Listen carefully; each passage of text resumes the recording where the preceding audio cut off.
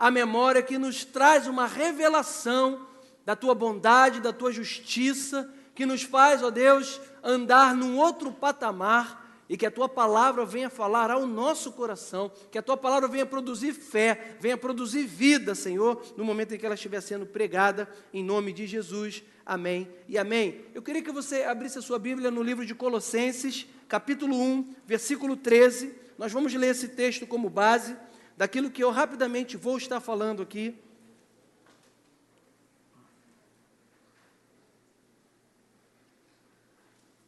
E eu quero falar sobre liberdade, sobre a liberdade trazida pelo sacrifício de Jesus na cruz do Calvário por nós.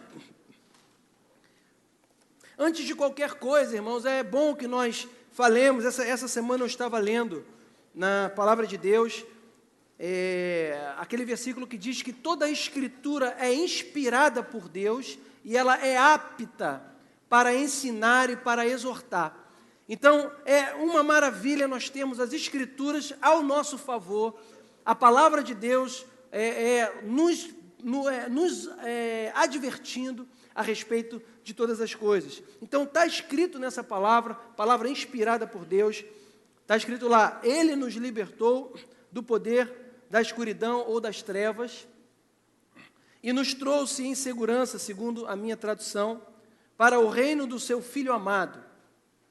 É Ele quem nos liberta, e é por meio dele que os nossos pecados são perdoados. A primeira verdade que tem que estar firmada em nossas vidas é que Cristo, o Filho de Deus, Ele veio ao mundo para resgatar a intimidade da humanidade com Deus, e isso foi feito através do seu sangue derramado na cruz. E com isso Ele libertou o homem da escravidão do pecado. A libertação e a aproximação do homem com Deus aconteceu quando Cristo ressuscitou. Ele nos aproximou. Irmãos, Ele nos libertou do pecado. Porque o que é uma vida, o que é o pecado? Quando o apóstolo Paulo fala de pecado, a palavra que é traduzida lá no grego significa errar o alvo. E pecar significa errar o alvo. É não acertar, não fazer. E obviamente também que você vai ver que o pecado está lá, quando o apóstolo Paulo faz a diferença lá entre os frutos do Espírito e as obras da carne, ele também fala o que é pecado ali, prostituição, avareza, impureza, lascívia. É uma definição também de um pecado concreto que a gente sabe. Eu estava escutando um pregador falar que é verdade. Quando a gente fala em pecado, a primeira coisa que nós pensamos no adultério, ou pecado, naquele negócio mais, na lascívia, no homicídio, um grande pecado.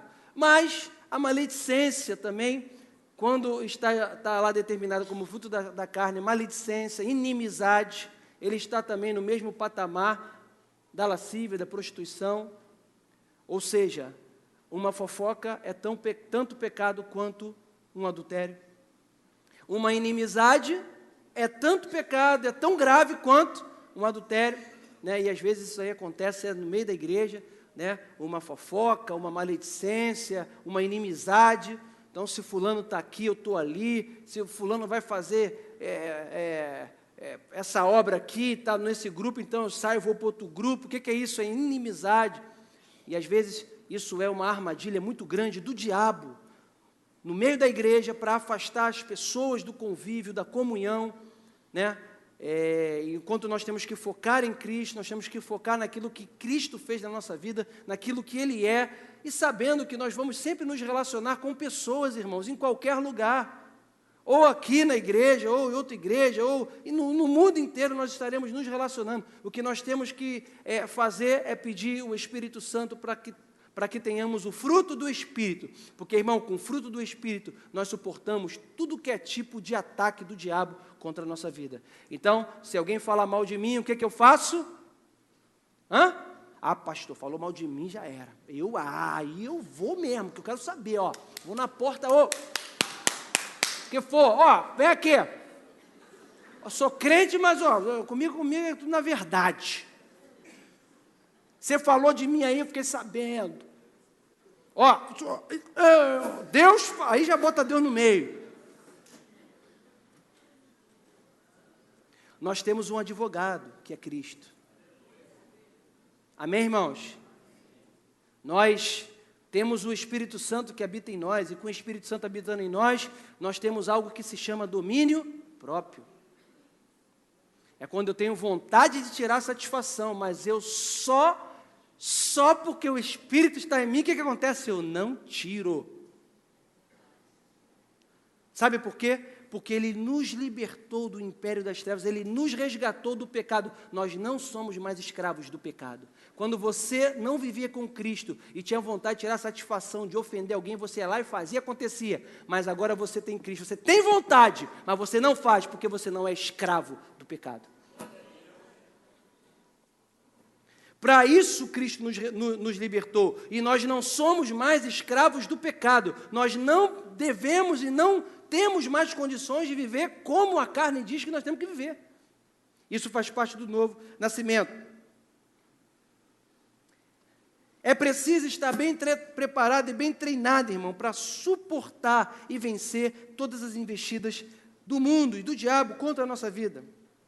E uma vez se colocando em linha com essa palavra, nós vamos conseguir suportar e vencer todos os desafios que se levantarem contra nós na nossa vida. Amém? E a palavra de Deus está aqui então para isso. Ela está apta para nos ensinar, né? Quem nunca teve um professor lá no primário, ou eu não sei se fala mais primário, agora é o quê? É ensino o quê? Ensino fundamental, ensino médio. Quem não teve um professor que era mais rígido, mais, né, que pegava no seu pé, professor de português, professor de geografia, de matemática, que tu falava, eu detesto esse professor, porque ele tirou meio ponto da minha questão, que eu tinha acertado aí. Quem já passou por isso? Tu volta indignado para casa, fala, que isso? Esse professor, é meio ponto, mas não é possível, você ter a questão quase inteira. E ele só me deu 0,25.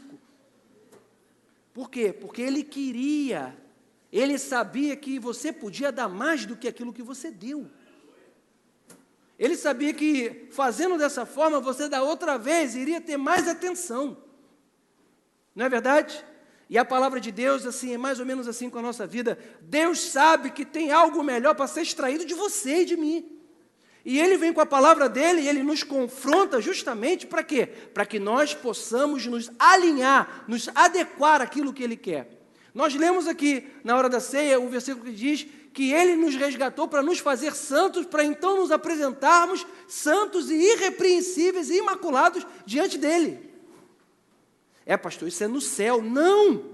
É a partir de agora. Nós temos condições, nós estamos qualificados, habilitados pelo Espírito Santo a nos apresentar a Deus santos, justificados, imaculados, sim. Por quê? Porque o pecado não terá domínio sobre vós.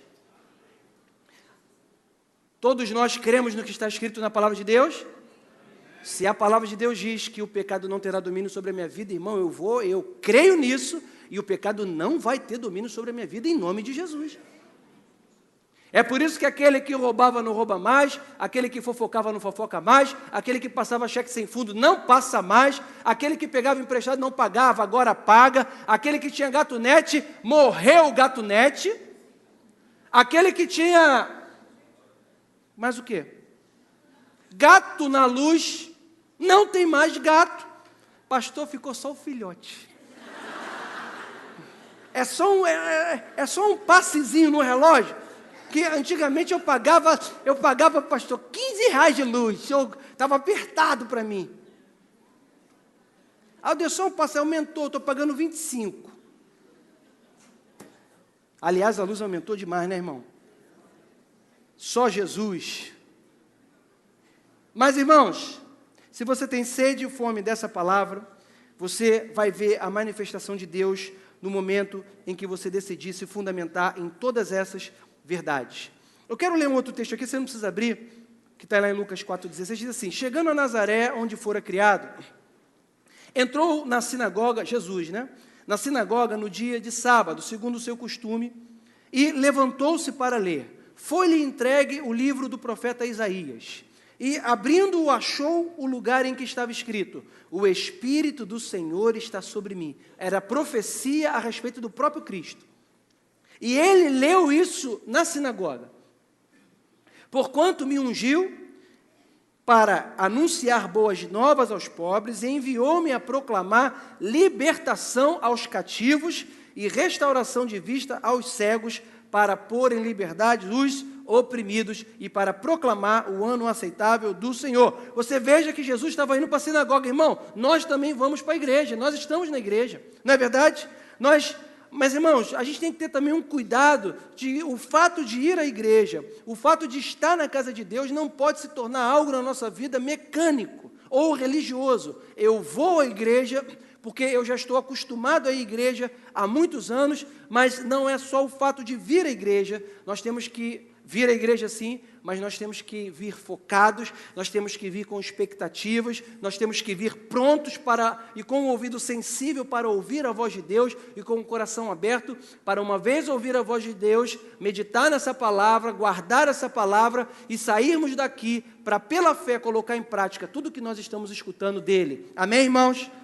Estar na igreja não pode ser apenas um ritual. O fato de vir à igreja não significa ter uma carteira de membro e participar da igreja não significa salvação. Alguém sabia disso? Pastor, pensei que estava tudo... Pastor, mas eu pensei que estava certo já, estou na igreja, venho nos cultos, está tudo certo, mas se não nascer de novo, não está habilitado para a salvação. E nascer de novo significa mudar de atitude, mudar de vida, mudar o seu pensamento. Você vê que Jesus, quando ele pega a Bíblia, o livro para ler, o livro da lei, ele vai à Bíblia e ele procura algo que falava sobre ele, algo que falava a respeito dele próprio. Isso traz para a gente o ensinamento de que sempre que nós também estivermos diante da palavra de Deus, nós, ao meditarmos na palavra de Deus, nós precisamos ler essa palavra e encaixar essa palavra à nossa vida. Porque essa profecia de que o Espírito do Senhor estaria sobre mim, Jesus, ele olha para a palavra e ele reconhece aquilo para ele. Irmãos, nós temos que olhar para essa palavra e reconhecer que o que está escrito na palavra é para você e é para mim. Você tem que pegar essa carapuça boa da palavra e vestir para você. Eu sou santo. Você pega isso e fala, é o que Deus fala de mim, eu sou santo. Eu fui justificado por Ele. Você pega isso. Aí você pega também aquela questão do perdão dos pecados, do perdão do próximo. Veste essa carapuça também e você perdoa aquela pessoa. Você pega essa questão da impureza, de que nós não devemos viver em impureza. O que você faz? Você veste essa carapuça e fala, eu não posso andar em impureza. Amém, irmãos? Nós temos que, como Jesus fez, ele leu a palavra de Deus e ele se enquadrou exatamente nessa palavra. O texto ele nos fala sobre a libertação e sobre o ano aceitável do Senhor. Eu vou correr aqui, porque quando Jesus está falando que o Espírito do Senhor está sobre mim, ele me ungiu para pegar boa nova, cantar e anunciar o ano aceitável do Senhor. Esse ano aceitável do Senhor, que estava escrito no livro do profeta Isaías, falava do jubileu judeu. E essa festa do jubileu, essa questão está lá em Levítico 25:10. E eu vou ler algumas partes disso que diz assim, eu não vou ler todo porque são muitos versículos, mas que fala que nesse ano, e santificareis o ano 50º, e apregoareis a liberdade na terra a todos os seus habitantes. Ano de jubileu será para vós. É disso que Jesus estava falando. É porque ele estava falando para os judeus ali, e para que eles entendessem. Pois tornareis cada um a sua possessão, cada um a sua família. Esse ano 50º será para vós jubileu. Não semeareis, não cegareis, o que nele nascer de si mesmo, nem nele vindimareis as uvas das vides não tratadas, porque é jubileu, santo será para vós, diretamente do campo, comereis o seu produto, neste ano de jubileu, tornareis cada um a sua possessão. Se venderdes alguma coisa ao próximo, ou comprardes na mão do vosso próximo, não vos defraudareis uns aos outros. Conforme o número de anos desde o jubileu, é que comprarás o teu próximo, conforme o número do ano da colheita que te venderá. Quanto mais forem os anos, tanto mais aumentarás o preço, e quanto menos for, tanto mais abaixará, porque é o número das colheitas que ele te vende. Pelo que observarei os meus estatutos, guardareis os meus preceitos e cumprireis. Ela dará o seu fruto e comereis a fartar. Isso fala do jubileu.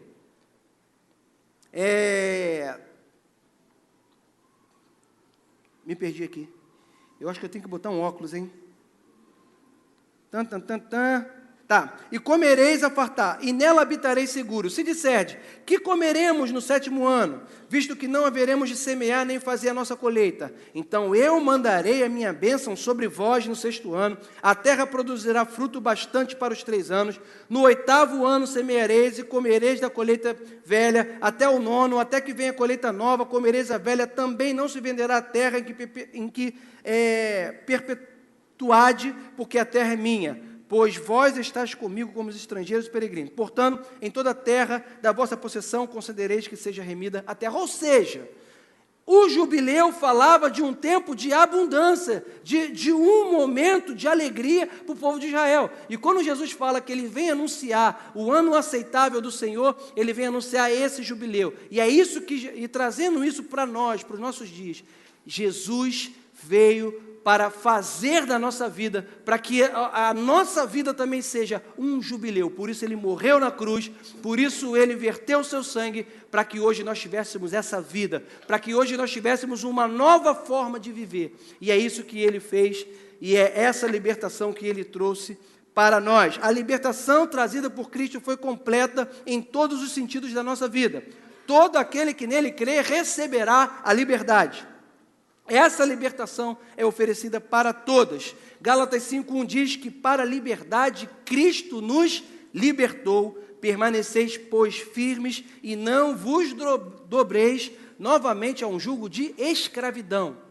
Você vê, irmão, como que a palavra é clara? Ele já nos libertou. Você e eu não podemos mais nos dobrar a escravidão do pecado. Por quê? Porque você já está livre e o pecado não pode ter mais domínio sobre a tua vida.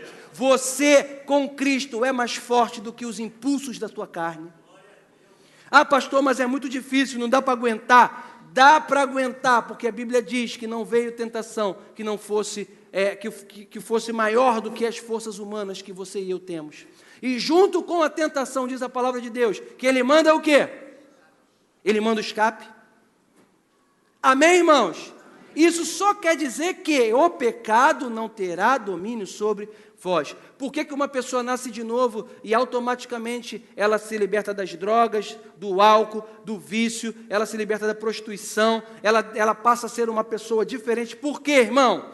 Porque ela é liberta por Cristo e o pecado não tem mais domínio sobre a vida dela. Não é assim contigo? Você antigamente, irmão, há 20 anos atrás, se você não está convertido há 20 anos, onde você estava, onde você estaria hoje? Comumente num domingo. O que você fazia num domingo, num sábado? Pastor, não vou nem falar. Por que você está aqui? Por quê, irmão? Porque Ele te libertou do império das trevas, porque Ele te trouxe para o reino do Filho do seu amor, porque Ele fez de você uma nova criatura e hoje o teu prazer está na lei, e na lei do Senhor. E na lei do Senhor medita de dia e de noite. E você é uma árvore plantada junto à corrente de águas, que no devido tempo vai dar o seu fruto, e a sua folhagem, irmão, não vai murchar. Você pode falar, eu não vou murchar. Aleluia. Nem eu. Por quê? Porque na velhice ainda dará fruto. Não, pastor, essa palavra é só para o jovem. Não, essa palavra é para todo aquele que nele crê. Porque mesmo que com a idade avançada, você vai continuar dando frutos. Eu vou estar aqui, irmão, com 95 anos de idade, pregando a palavra de Deus e falando, jovens, eu vos escrevi porque sois fortes e tendes vencido o maligno. E até Jesus voltar, ou até que eu vá, irmão, eu vou estar com força para adorar a Deus em nome de Jesus. E ainda velho, eu vou estar dando fruto. Sabe por quê? Porque está escrito e eu vou preferir crer naquilo que está escrito. Então, irmão, apaga esse pensamento teu, apaga hoje em nome de Jesus, de que para mim, meu tempo já passou. Já passou nada, tu está vivo. Belisca teu irmão aí, não belisca não. Tu tá respirando? Então, meu irmão, tu tem força ainda. Amém? Amém? Pode ser que você não vá correr aí 10 quilômetros, pastor, 95, vou fazer uma corrida. Apesar de que eu vi uma reportagem de uma senhora aí, eu não sei se era 90 não, mas era quase, que ela nadava, é triatleta. Eu acho que eu vou chegar nesse estilo, irmão. Pelo jeito que eu vou levando a minha vida, eu acho que vai ser dessa forma. Sai no jornal. Senhor de 95 anos dá um cutback ao descer uma onda no Leme. Tu tá rindo, irmão? Tu vai ver só, se tu chegar lá. Eita fé, irmão. A Bíblia, eu vou terminar aqui falando que a Bíblia declara que Ele nos libertou e que o meu estado atual é um estado de liberdade. Amém, irmãos? Então não fique se perguntando, será que eu sou livre? Se você está em Cristo, você é livre. Você pode nele sim, todas as coisas. Você está em linha com a palavra dele, você está com ele, você está vivendo com ele, estou. Então você pode falar, todas as coisas cooperam para o bem daqueles que amam a Deus e que são chamados segundo o seu propósito. Tudo está cooperando para o teu bem. Pastor, mas engraçado que quando eu chego em casa eu não vejo isso. Exatamente, você precisa entender que nós não vivemos pelo que nós vemos, nós vivemos pelo que a palavra diz, e se a palavra diz que tudo coopera, eu vou dizer, tudo coopera para o bem daqueles que amam a Deus. Se eu amo a Deus, eu fui chamado segundo o propósito dele, você também não foi? Então é contigo que Deus está falando. Vamos fazer como Jesus fez, ele pegou a Escritura, ele leu e ele falou, opa, isso aqui é comigo, esse aqui sou eu. Então quando você lê a Escritura, que você vê sacerdócio real, raça eleita, que você tem a paz que ele já te deu, que você não é mais escravo, que foi para a liberdade que você foi chamado, você vai ler isso e vai falar, opa, isso aqui é para mim, isso aqui é para mim, que o nome de Jesus está a seu favor e que você pode clamar o nome de Jesus em todas as situações da sua vida, que o sangue dele está sobre a tua vida, você pega isso para você e fala, isso aqui é para mim, então é nessa força que eu vou, não na minha, mas na força do que a palavra de Deus diz, que eu sou e que eu posso fazer através dele. Amém? Amém. Graças a Deus. Amém, irmãos? Antes de nós terminarmos, nós vamos ter uma apresentação ainda especial, que é um solo, que o pessoal do louvor vai fazer aqui. Vou pedir para vir aqui, por favor.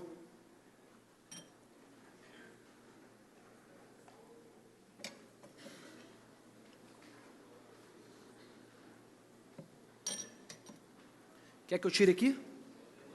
É bom, né? Dá uma ajuda aí, Pablo. Por favor. Não, já foi. Está no cantinho lá.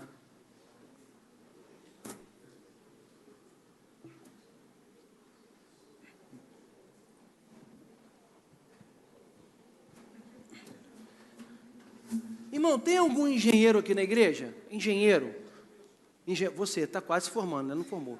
Então vai ser você mesmo, que eu vou pedir para projetar, irmão, um púlpito, que vai ser assim, ó. Vou fazer assim, ó.